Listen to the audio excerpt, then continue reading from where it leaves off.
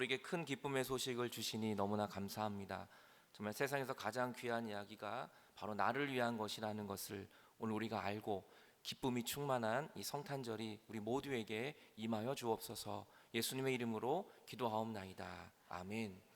우리 하나님 아버지와 주님으로부터 오는 은혜와 평강이 이 성탄절 아침 여러분 모두에게 함께 하시기를 간절히 바랍니다.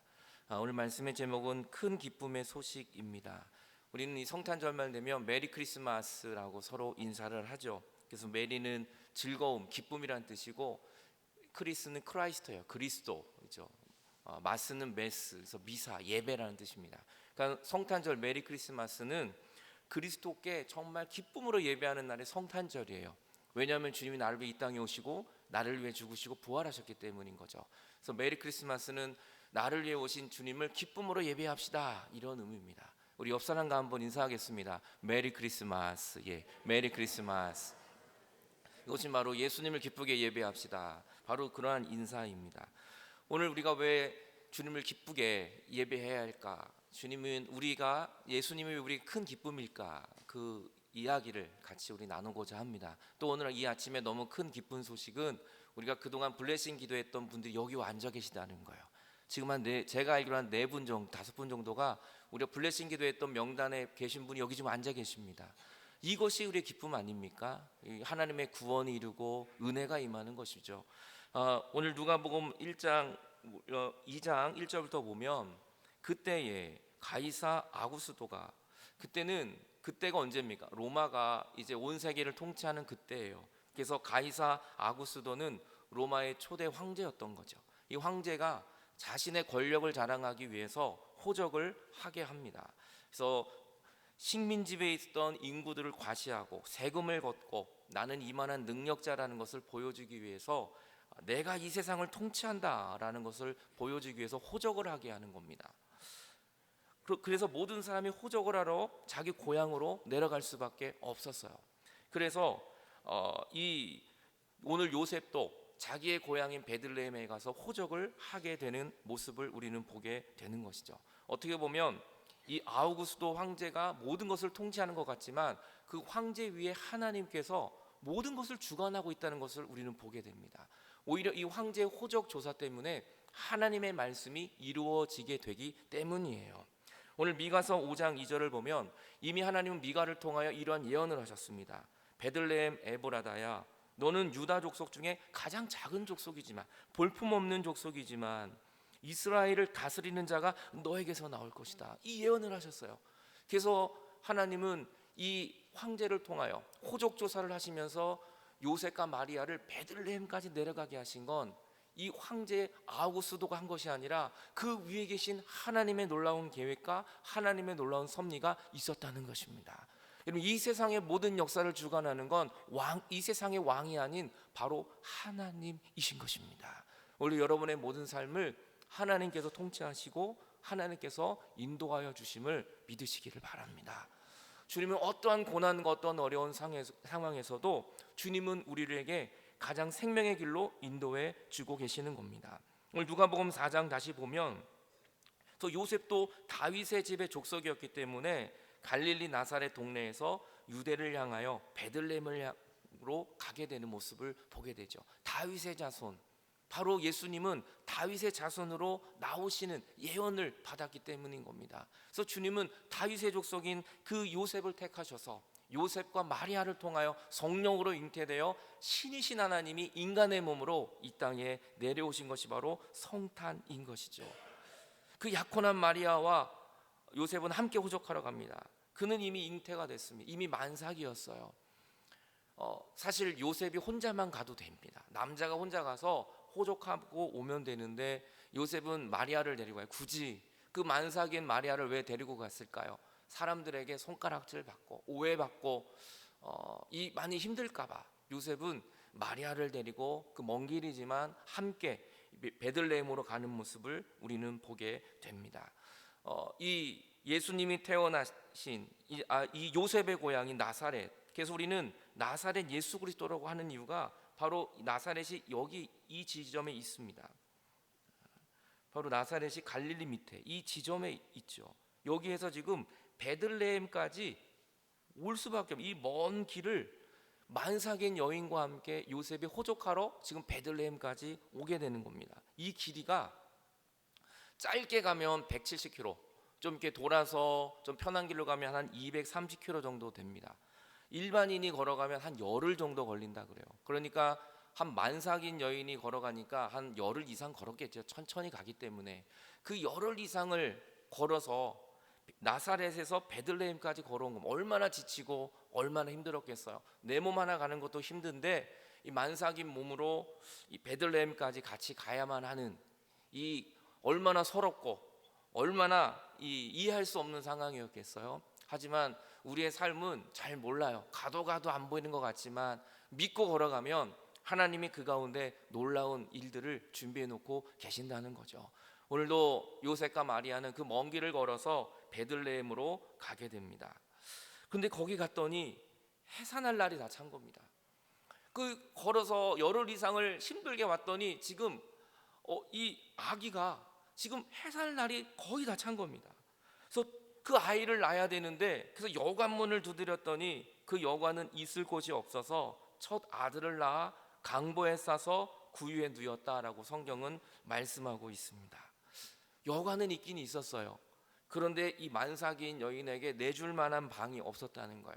여러분, 이것만 봐도 이 당시에 사람들의 이 인품, 이 사람들의 이 잔인함, 이 사람들의 이 완악함을 우리는 이 시대적 상황을 짐작할 수 있는 거죠. 만삭인 여인이 지금 아기가 나오려고 그러면 좀 내 방을 좀 임시라도 쓰세요. 잠시라도 쓰세요. 아니면 좀 다른 데라도 좀 쓰세요라고 좀 빌려줄 수 있는 상황이었어요. 그럼에도 불구하고 방이 없다고 문을 닫아버리니 예수님은 말구유에서 나올 수밖에 없었습니다. 그래서 그 첫 아들을 마리아는 낳았는데 강보에 싸서 구유에 누였다라고 이야기합니다. 예수님은 베들레헴으로 가셨어요. 베들레헴은 히브리 말로 빵집이에요. 우리 베델성서 대학을 하신 분들은 알 거예요. 베이트, 이건 집입니다. 집. 그래서 베델이 바로 하나님의 집이에요. 베이트 엘, 베델. 그러니까 이 베이트와 레헴, 빵입니다. 빵집이 바로 베들레헴이에요. 그러니까 예수님의 굳이 빵집 베들레헴이 오셔야 했을까요? 우리에게 생명을 주시기 위하여. 우리는 매주 성찬을 합니다. 오늘도 성찬을 합니다. 받아 먹으라. 이것은 나의 몸이다. 이것을 행할 때마다 나를 기념해라. 너희를 살리는 생명의 떡이다. 주님은 생명의 떡으로 오신다는 것을 우리에게 알려주기 위함이었어요. 그리고 구유는 먹이통입니다. 그 먹이통에 예수님이 오셨어요. 나를 살리려고, 나를 먹고 너희가 살아라. 나는 죽어도 너희는 살기를 원한다는 그 하나님의 복음의 메시지인 것입니다. 강보는 뭡니까? 강보는 찢다라는 의미도 있어요. 강보는 찢어져야 강보입니다. 그러니까 아이를 낳는데 아이를 쌀 포대기가 없으니까 마리아가 자기 옷을 찢은 거예요. 요셉이 자기 옷을 찢은 겁니다. 왜요? 나를 위해 찢은 것이 아니라 이 아이를 위하여 찢은 거예요. 예수님이 이 땅에 오시며 십자가를 지실 때 하늘에 계신 하나님은 마음을 찢은 것입니다. 예수님은 우리를 위하여 생명을 찢으신 것입니다. 주님은 이 땅에 오셔서 우리를 다스리려고 오신 것이 아니라 우리를 위하여 몸과 피를 찢으려고 이 땅에 내려오신 거예요. 그래서 예수 그리스도 때문에 오늘 우리는 영생을 얻고 구원을 얻게 된 것입니다. 사랑하면 마음을 찢습니다. 자식을 위하여 가슴을 찢을 수 있는 건 부모밖에 없어요. 여러분들을 위하여 오늘도 주님은 사랑의 십자가를 지시고 우리를 위하여 마음을 찢고 계시는 거죠. 그래서 우리는 영생을 얻고 구원을 얻을 수 있는 것입니다. 죄로 어두운 현실 속에 예수님이 임하셨어요. 도저히 예수님이 오시지 않으면 해결될 수 없기 때문에 하나님이 인간이 되어 이 땅에 오신 것입니다. 여러분, 우리가 어떤 일을 해결할 때 우리가 밑에 사람을 보낸다 그러지 않습니까? 그러면 뭐 간단히 해결되는 거. 하지만 그게 안 되면 그 위에 차장이 가고요. 안 되면 부장이 가고요. 그게 안 되면 부사장이 가고요. 그게 안 되면 회장이 가야 되고요. 그것이 안 되면 제일 높은 사람이 또 가야 되는 거예요. 오늘 하나님이 직접 오셨어요. 왜냐하면 그것은 우리가 너무 소중한 존재이기 때문입니다. 그것은 우리가 너무나 사랑스러운 존재이기 때문에 하나님이 가시지 않으면 해결할 수 없는 큰 일이기 때문에, 그것이 그래서 죄로 어두운 우리 현실을 밝힐 수 있는 건 예수 그리스도가 이 땅에 오시는 것밖에 없었어요. 그래서 주님이 오셔서 우리가 구원을 얻고 영생을 얻은 것, 이것이 바로 우리에게 큰 기쁨의 소식인 것입니다. 그런데 이 기쁜 소식을 가장 누가 먼저 발견하냐면 그 지역에 있던 목자들이, 그것도 밤에 밖에서 자기에게 양을 치고 있었는데 그 목자들에게 나타납니다. 이 당시에 목자는 가장 천한 직업이었어요. 그래서 우리가 찬송 부를 때도 저들밖에 부를 때 양 틈에 자던 목자들 이렇게 얘기하잖아요. 목자들은 집도 없습니다. 그냥 양털과 함께 밤에 잠을 자는 게 바로 목자들입니다. 가장 천한 직업. 저 목자들에게 뭐 선한 일이 날까? 그런데 예수님의 탄생을 가장 큰 빛과 별을 본 사람은 바로 목자들이었다는 거예요. 여러분, 예수님은 높은 사람에게만 보이는 것이 아니라 예수님은 낮고 낮은 천한 곳에, 주님은 말구 위에, 주님은 그 마구간에, 그 낮은 곳에 주님은 거하십니다. 우리가 왜 예수님이 안 보일까요? 내가 너무 높은 자리에 있어서 그래요. 우리가 왜 예수님을 만나지 못할까요? 나는 예수님이 없는 곳을, 다른 곳을 신경 써서 그러는 거예요. 그럼 낮은 곳으로 내려가세요. 거기 예수님이 임하십니다. 목자들이 예수님의 탄생을 가장 먼저 보는 것처럼 예수님을 믿는 사람은 누구든지 영생을 얻고 구원을 얻을 수 있는 것입니다. 주의 사자가 그의 곁에 서고 주의 영광을 그들에게 비춰줍니다. 하나님의 영광의 빛을 그 목자들에게, 그들은 하루벌이에서 하루를 살고 미래가 없고 천대받는 그들에게 하나님의 영광이 그들에게 크게 비춰줍니다. 하나님의 은혜는 오늘 우리 모두에게 임하는 것입니다. 오늘도 하나님의 이 영광이, 목자들에게 비쳤던 주의 영광이 오늘 이 아침 저와 여러분 모두에게 비춰지는 놀라운 축복이 임하기를 축원합니다. 성탄트리, 우리 성탄목이죠. 그래서 우리는 첫째 주에 또 사과를 걸었어요. 그래서 나의 죄 때문에 오신 그 선악과, 나 때문에 오신 예수 그리스도. 그 다음에 우리는 장미꽃을, 백합화를 핍니다. 사막과 같은 황폐한 내 인생에 주님이 오시니까 백합화가 피는 것입니다. 빵을 걸었죠. 그래서 생명의 빵으로 오신 예수 그리스도. 그래서 오늘 교회에서는 떡국을 준비했어요. 의미 있는 떡국. 그 떡국을 먹으면서 우리는 주님을 생각해야 됩니다. 또 우리 오늘 제2권사회 또 여성교회에선 여러분의 개인 떡도 또 준비했어요. 선물로. 그 떡을 먹으면서 우리는 또 예수님을 기억하라고, 또 우리는 성찬떡을 오늘 또 먹습니다. 주님을, 오늘 주님으로 충만한 날인 거죠. 마지막 주에는 빛을 걸어요. 촛불을 거는 겁니다. 빛으로 오신 예수 그리스도가 나를 환하게 비추는 것이죠. 종교개혁자 마틴 루터가 하루는 마음이 너무 무거워서 밤에 잠도 안 오고 밖에 나간 겁니다. 밖에 나갔더니 그날 눈이 내렸어요. 눈이 내려서 이 전나무에 눈이 하얗게 내린 겁니다. 근데 저쪽에 보니까 유난히 빛이 나는 거예요. 나무에서. 아니 왜 이 새벽에 빛이 날까? 이 캄캄한 밤에 어떻게 나무에서 빛이 날까? 그리고 그 나무에 가까이 가본 거죠. 그랬더니 그 나무에 이 하얀 눈이 쌓여 있어서 이 하얀 눈에 달빛이 비쳐서 그것이 빛처럼 환하게 비쳤다는 거예요.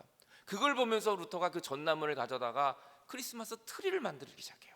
거기에 빛을 얹고 솜을 얹고, 그래서 생명의 나무, 우리의 인생이 이렇게 초라하지만, 어둠 속에 혼자 서 있는 것 같은 초라한 인생이지만 예수 그리스도의 빛이 임하고 하나님이 임하면 우리의 인생도 빛이 나는 하나님의 존귀한 인생이 될 수 있구나라는 걸 깨닫고 그때부터 저 성탕목을 만들게 됐다는 거죠.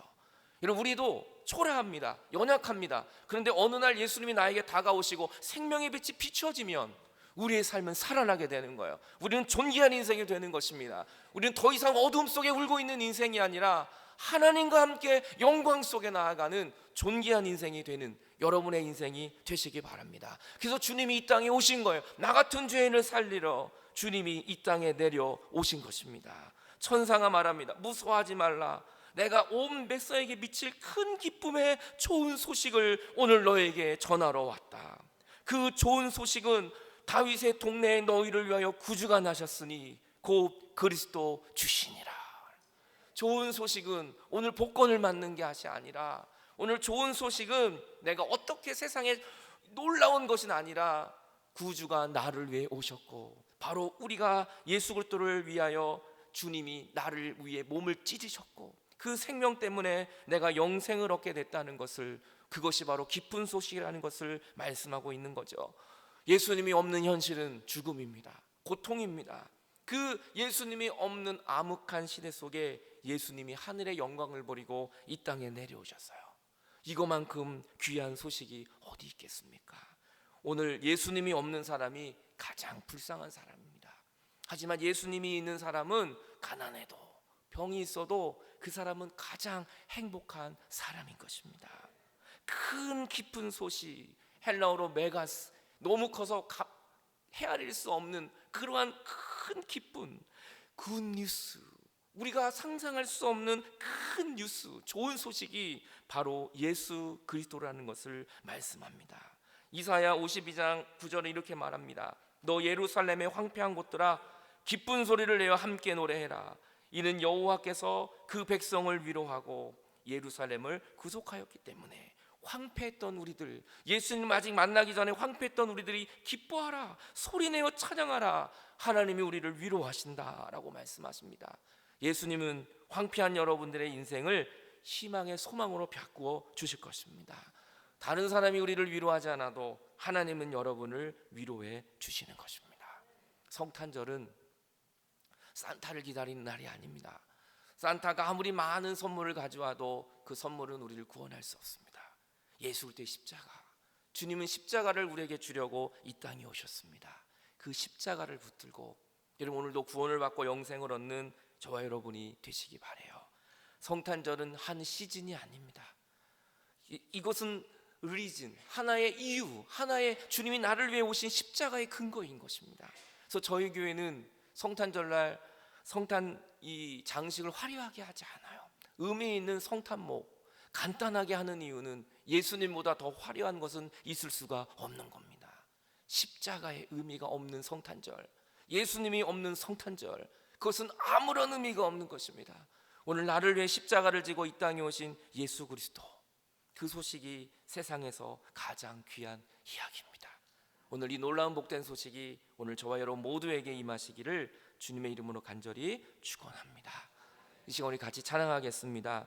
죄인들을 위하여 주님 찾아오셨네. 주 안에 생명이 있네. 죄인들을 위하여 주님 찾아오셨네.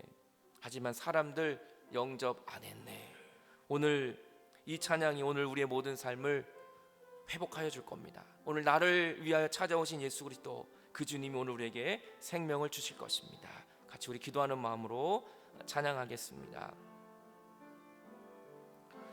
죄인들을 위하여 주님 찾아오셨네. 주 안에 생명이 있네. 죄인들을 위하여 주님 찾아오셨네. 죄인들을 위하여 주님 찾아오셨네. 사람들 영접 안에. 하지만 예수 안에 생명이 있습니다. 예수 안에 생명이 있네. 주님이 빛이 되시네. 예수 안에 생명 있네. 예수 안에 생명 있네. 주님이 빛이 돼. 예수 안에 회복